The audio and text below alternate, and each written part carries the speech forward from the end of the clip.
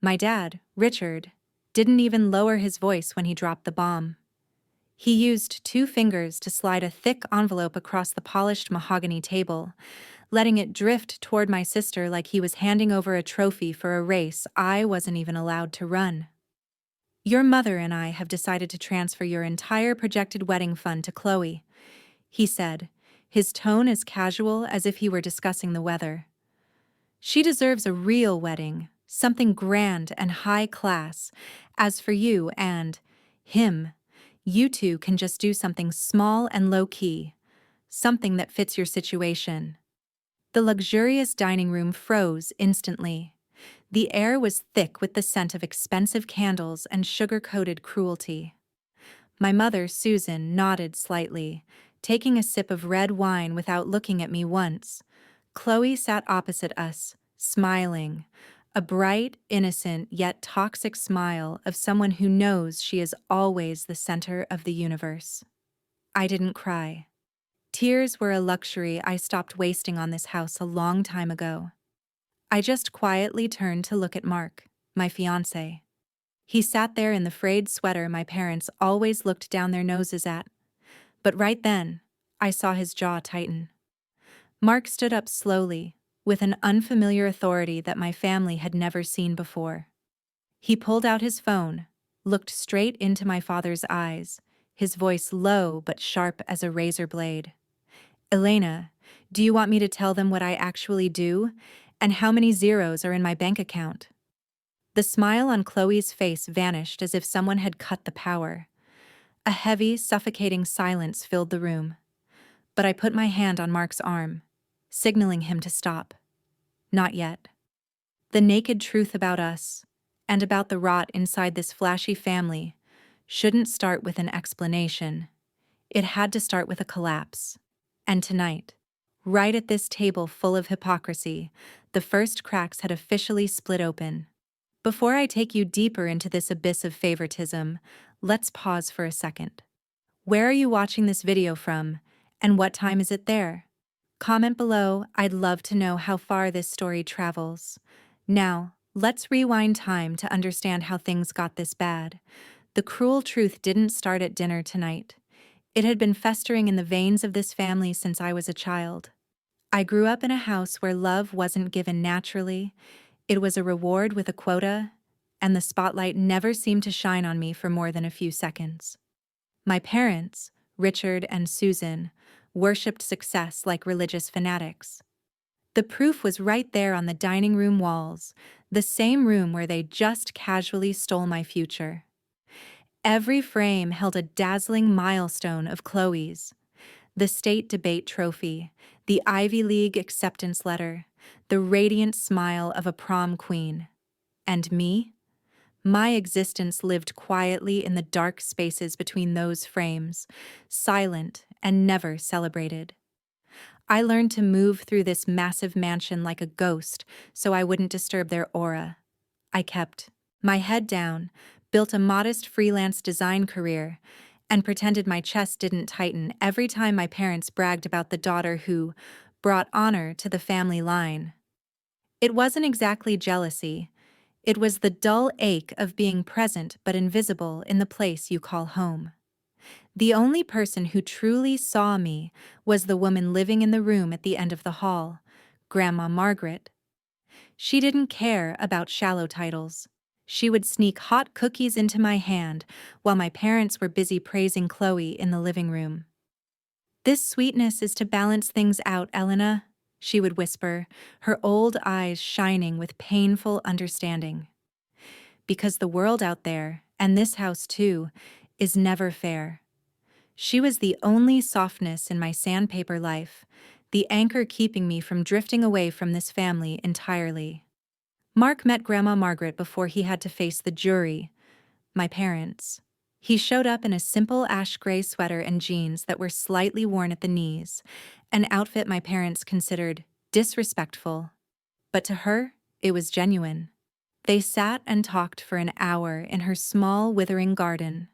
When he left, she squeezed my hand, whispering in a raspy voice, "Keep him, Elena.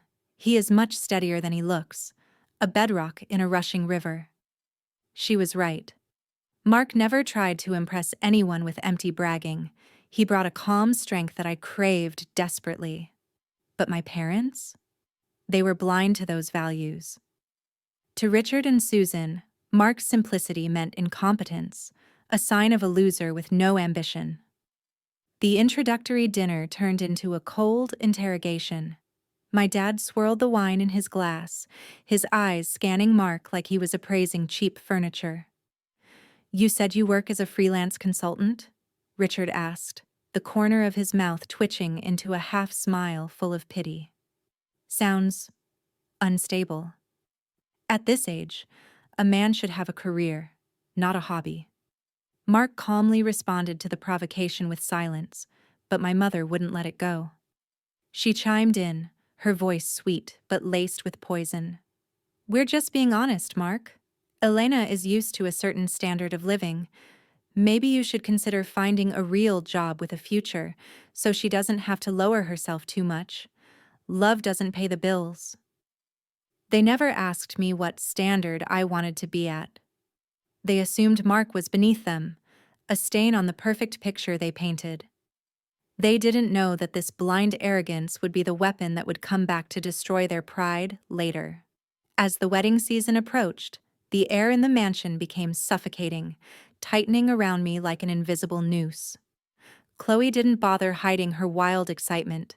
She turned the living room into her personal runway, scattering catalogs of luxury venues, five-star menus, and deposit receipts across the wooden table. All paid for with the money I had naively believed I had a share in. My parents nodded in approval at every extravagant choice, with a warmth I had craved my whole life but never received. I stood on the sidelines of those lively discussions, pretending the bitter lump in my throat was just work stress. But the disdain for Mark hadn't stopped. During an afternoon tea, my dad stirred his coffee, the spoon clinking against the porcelain, creating a jarring sound. He spoke into the air, not looking at Mark. "Stability is the core of marriage. You two should think carefully before making commitments your wallets can't handle. Don't try too hard only to fail. Get my drift?" It was advice wrapped in sugar, but filled with glass shards inside. The message was clear. He didn't believe we could stand on our own, and he despised my choice. Grandma Margaret saw it all. She always did. One afternoon, while pruning the thorny roses in the sparse backyard, she paused, her cloudy eyes piercing into me.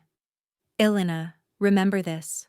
Sometimes the loudest rooms are the ones that hold the least truth." I didn't fully understand the depth of that implication then. I didn't know that all this blatant favoritism, the cruel imbalance, and the cracks in this family were leading us straight off a cliff. And the final push wouldn't happen at the altar, but in a place much colder and more heartless. The breaking point came on a freezing Thursday morning at the international airport. Grandma Margaret had been invited to join the pre-wedding celebration trip, or at least that was the act they put on for us. She had woken up at 4 a.m., wearing her best navy blue dress, combing her silver hair with a hope so innocent it was heartbreaking. She stood there clutching her old handbag, trying not to disturb my family's perfect picture. My parents and Chloe glided like A-list stars, dragging shiny Rimowa suitcases, laughing and chatting about the upcoming yacht parties. The contrast was cruel. They were radiant, and she was small and trembling. But the real blade dropped when we reached the check-in counter. The agent typed on her keyboard, frowned, and looked up with confusion. "I'm sorry, there is no ticket under the name Margaret." The air around us seemed to vanish. My parents exchanged a quick glance, the look of accomplices caught in the act, but feeling no remorse. Chloe glued her eyes to her phone, pretending she heard nothing. "Oh, it must be a system error," my mother exclaimed, her tone so fake it was nauseating.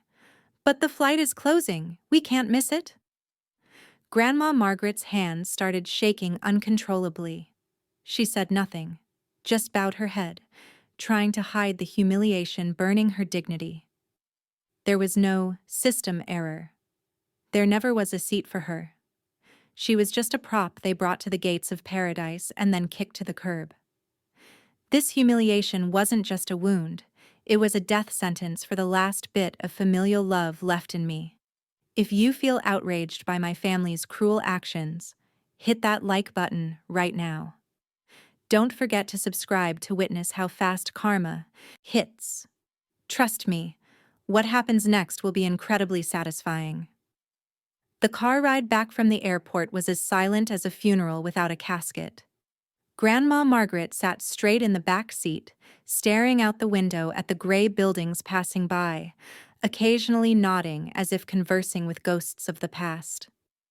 When we got back to the empty house, she went straight to the withered rose garden, kneeling on the cold ground, touching every sharp thorn as if apologizing for daring to dream of leaving them, even for a morning. "They didn't forget me, Elena," she said, her voice dry and terrifyingly calm, with no trace of the hurt from earlier. "They simply decided I was unnecessary, a surplus expense." That sentence sliced through the last layer of my illusion like a scalpel. This wasn't momentary thoughtlessness. This was a calculated, cruel choice. That night, while she made tea with her frail hands, I opened my laptop. A cold, sharp thought began to take over my mind. Someone had to protect her, even if that person never had a voice in this house. I typed phrases into the search bar that no child ever wants to think about. Elder financial abuse. Signs of asset siphoning.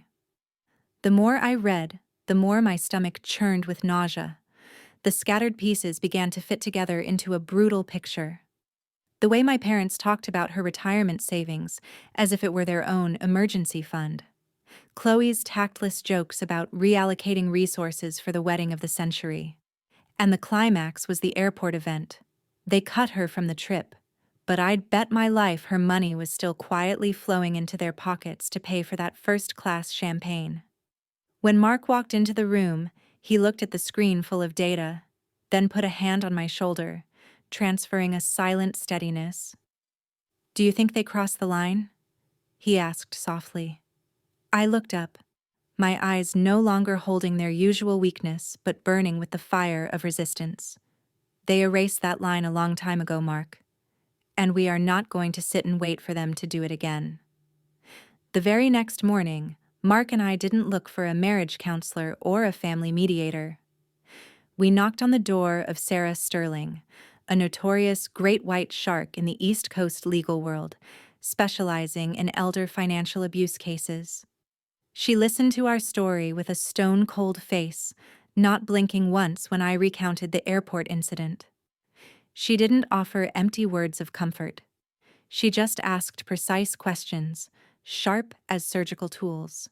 When we used the power of attorney Grandma Margaret had secretly signed over to me months ago to access the bank records, the naked truth was even more devastating than I imagined. Money transfer orders disguised as supplemental medical expenses matched chillingly with the dates Chloe paid deposits for the five-star wedding hall. Huge cash withdrawals labeled home maintenance appeared exactly when my dad upgraded his country club membership. It turned out my parents and sister weren't just thoughtless. They were parasites draining every cent of retirement money from the woman who raised them, using that very money to build the fake, flashy shell they wore. Mark stood beside me, watching the numbers dance on the laptop screen. His eyes darkened, holding a tightly controlled rage. "We're not waiting for them to do this again," he said, his voice deep and solid.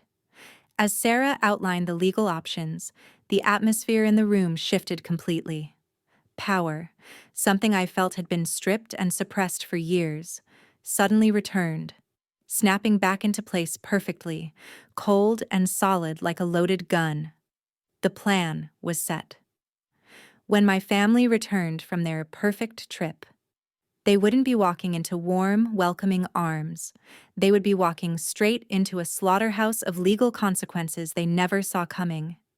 They landed on a gloomy Thursday afternoon, dragging their Louis Vuitton suitcases through the terminal with the swaggering confidence of people who believe the world bends to their will.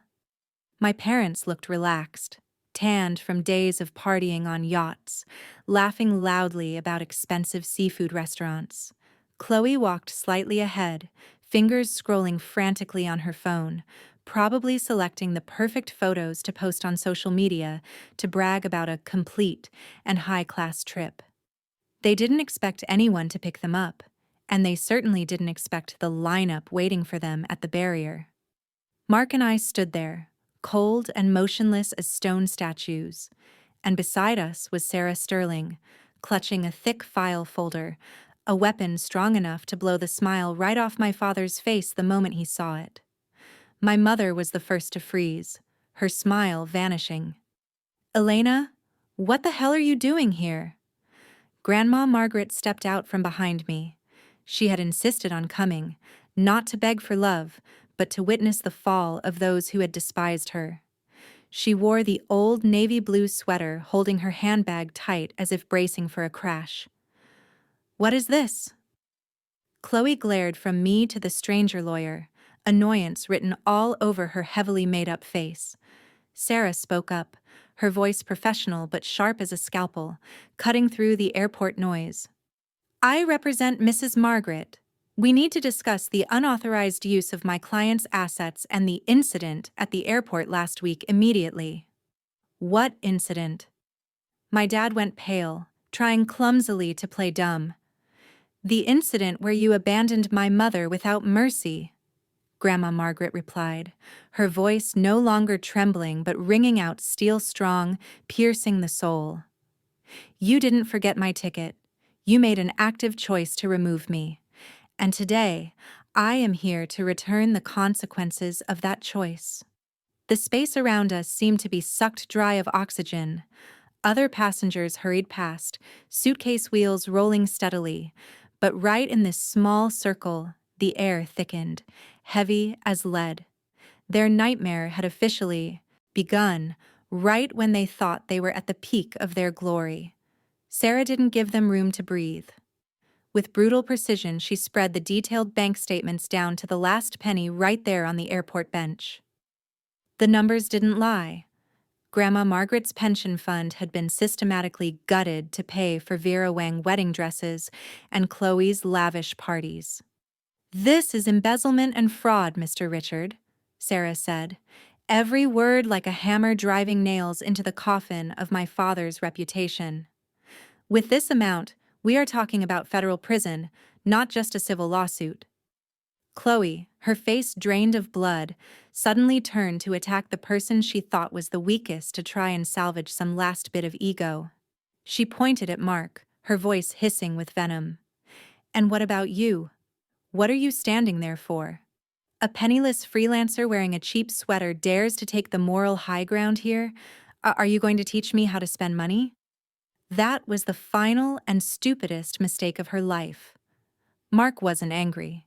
He just looked at her with deep pity, the kind of look reserved for a lowly creature struggling in death. He slowly pulled out his phone, tapped for a few seconds, and turned the screen toward my father. It wasn't a bank balance but an article on the front page of Forbes magazine with a massive headline, "Horizon Tech's billion-dollar merger and its mysterious leader." In the photo was Mark, same calm face, but wearing a hand-tailored suit, standing center stage among Silicon Valley's most powerful tech billionaires. "I never said I was unemployed or poor," Mark said, his deep voice resonating through the stunned airport hall, more authoritative than any shouting. "I said I freelance because I own my freedom. I am the founder of Horizon Tech. And by the way, Mr. Richard, that subcontractor company you've been desperately begging to renew a contract with for the past 6 months, I just signed the decision to acquire it this morning, and guess whose personnel file was the first one I reviewed?" My father's face turned from red to sheet white. His knees buckled. He realized he hadn't just insulted his future son-in-law, but he had just cursed out the man holding the life of his career in the palm of his hand. His arrogance crumbled into ash, revealing naked, pathetic fear. The mediation took place 6 weeks later in a cold law office downtown. There was no judge banging a gavel, no drama, just the deadly silence of numbers and the weight of consequences. Grandma Margaret sat next to me, her thin hands clasped together, no longer shaking. She confirmed every siphoned amount, every lie, and the bone-deep pain at the airport that day. My father tried to justify it with arguments about family duty. My mother cried, playing the victim, and Chloe sat hunched over, angry and helpless. But against the ironclad evidence Sarah presented, they had no way out. The result was absolute. Grandma's entire retirement fund had to be repaid through a payment plan strictly monitored by the court. Chloe's wedding of the century was canceled immediately because the cash flow was cut off. But the most painful punishment wasn't money.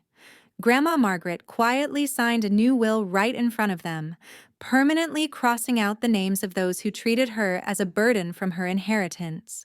She didn't do it out of hatred. She did it to protect the peace of her final years. As for Mark, he kept the cold professionalism of a businessman. He didn't fire my dad immediately to create drama. He simply didn't renew the contract. My dad's company slowly collapsed after losing its biggest partner, dragging down the hollow reputation he had spent his life building. After it all, Grandma Margaret moved to a quiet little house near a garden center.